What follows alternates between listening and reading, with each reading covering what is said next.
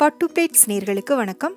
இன்றைக்கி நம்மளோட சேனலில் நல்ல மொறுன்னு கிறிஸ்பியான ரவா தோசை எப்படி பண்ணுறதுன்னு பார்க்க போகிறோம். நான் கொடுக்குற இதே அளவுகளை பயன்படுத்தி நீங்கள் ரவா தோசை பண்ணும்போது ஹோட்டலில் கிடைக்கிற மாதிரி நல்லா மொறுன்னு பர்ஃபெக்டான ரவா தோசையை நீங்கள் வீட்டிலையே பண்ண முடியும். இந்த ரவா தோசை பண்ணுறதுக்கு தேவையான பொருள் எல்லாம் நான் கீழே டிஸ்கிரிப்ஷனில் கொடுத்துருக்கேன். வீடியோக்குள்ளே போகிறதுக்கு முன்னால் நீங்கள் நம்மளோட சேனலை இன்னும் சப்ஸ்கிரைப் பண்ணலை அப்படின்னா கீழே ரெட் கலரில் இருக்கிற சப்ஸ்கிரைப் பட்டனை அழுத்திட்டு சேனலை சப்ஸ்கிரைப் பண்ணிக்கோங்க. பக்கத்தில் இருக்கிற பெல் சிம்பலையும் கிளிக் பண்ணிக்கிட்டிங்கன்னா உங்களுக்கு 3 ஆப்ஷன் ஷோ ஆகும். அதில் ஆல் அப்படிங்கிற ஆப்ஷனை கிளிக் பண்ணிக்கிட்டிங்கன்னா நான் போடுற புது வீடியோட நோட்டிஃபிகேஷன் உங்களுக்கு உடனுக்குடனே கிடைக்கும். வாங்க இப்போ ரவா தோசை எப்படி பண்ணுறதுன்னு பார்க்கலாம்.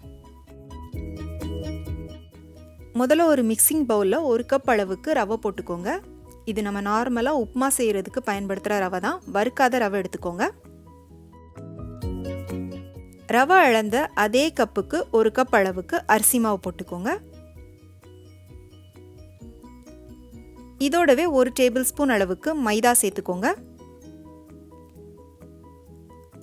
அடுத்ததாக 1 டேபிள் ஸ்பூன் கடலை மாவு போட்டுக்கோங்க. இதோட ஒரு பெரிய வெங்காயத்தை நல்லா பொடியாக கட் பண்ணி போட்டுக்கோங்க. இதோட 1 இன்ச் அளவுக்கு இஞ்சியை தோல் எல்லாத்தையும் சீவிட்டு நல்லா பொடியாக கட் பண்ணி போட்டுக்கோங்க. அடுத்ததாக காரத்துக்காக ஒரே ஒரு பச்சை மிளகாவை நல்லா பொடியாக கட் பண்ணி போட்டுக்கோங்க. 1 டீஸ்பூன் அளவுக்கு சீரகம் சேர்த்துக்கோங்க. 1 டீஸ்பூன் மிளகு போட்டுக்கோங்க. கொஞ்சமாக பொடியாக நறுக்குன கொத்தமல்லி இலை போட்டுக்கோங்க. உங்ககிட்ட ஃப்ரெஷ்ஷான கருவேப்பிலை இருந்துச்சுன்னா அதுவும் இதோட கொஞ்சமாக சேர்த்துக்கோங்க. அடுத்ததாக ஒரு 2 டேபிள் ஸ்பூன் அளவுக்கு தயிர் சேர்த்துக்கோங்க. கடைசியாக தேவையான அளவுக்கு உப்பு சேர்த்துக்கோங்க. இப்போ தேவையான அளவுக்கு தண்ணி சேர்த்து இதை நல்லா கரைச்சிக்கோங்க. இதை நம்ம தோசை மாவு பதத்துக்கு திக்காலாம் கரைக்கக்கூடாது. தண்ணி கொஞ்சம் அதிகமாக ஊற்றி நீர்மோர் மாதிரி நல்லா தண்ணியாக கரைச்சி எடுத்துக்கணும். அதே மாதிரி இதுக்கு தண்ணியோட அளவு நம்ம குறிப்பிட்டு சொல்ல முடியாது. அது ஒரு ரவையை பொறுத்து வித்தியாசப்படும்.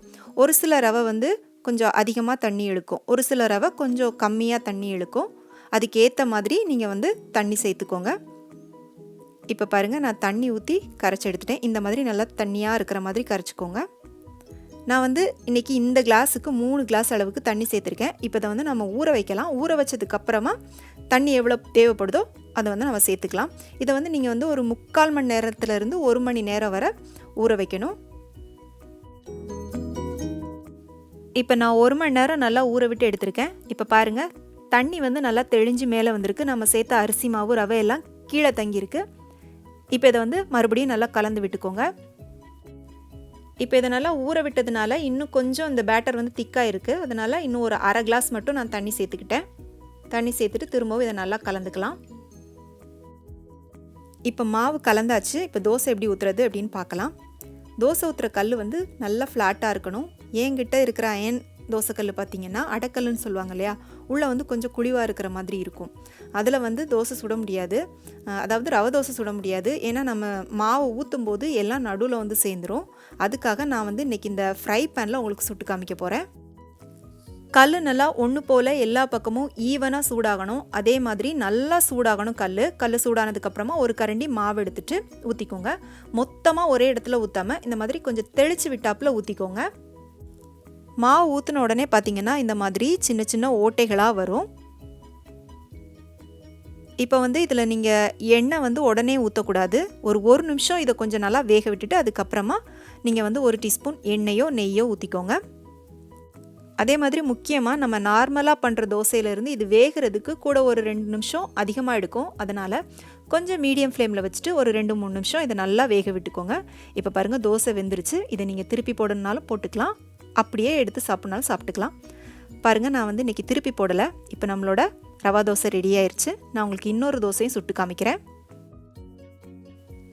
அதே மாதிரி நீங்கள் ஒரு தோசைக்கும் மாவு ஊற்றும் போதும் நல்லா மாவை கலக்கிட்டு ஊற்றுங்க. ஏன்னா டக்குன்னு அந்த ரவை எல்லாமே அடியில் போய் தங்கிரும். அதனால் ஒரு தோசைக்கும் மாவை கலக்கி ஊற்றிக்கோங்க.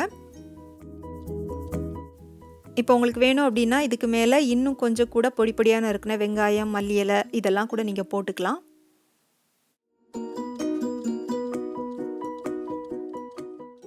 இப்போ இந்த தோசையும் நல்லா வெந்துருச்சு. இந்த தோசை வந்து நான் திருப்பி போட்டு காமிக்கிறேன் உங்களுக்கு.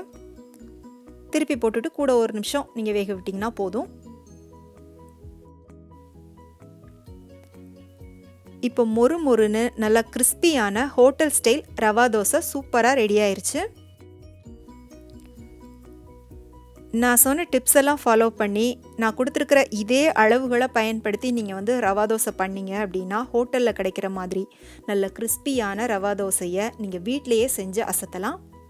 இந்த ரெசிபி உங்கள் எல்லாருக்கும் கண்டிப்பாக பிடிச்சிருக்குன்னு நம்புகிறேன். உங்கள் வீட்டில் இதை செஞ்சு பார்த்துட்டு எப்படி இருந்துச்சுன்னு உங்களுடைய கருத்துக்களை எனக்கு மறக்காமல் கீழே கமெண்ட் செக்ஷனில் சொல்லுங்கள். பிடிச்சிருந்தா உங்கள் ஃப்ரெண்ட்ஸுக்கும் ஷேர் பண்ணுங்கள், லைக் பண்ணுங்கள், சேனலுக்கு சப்ஸ்கிரைப் பண்ணுங்கள்.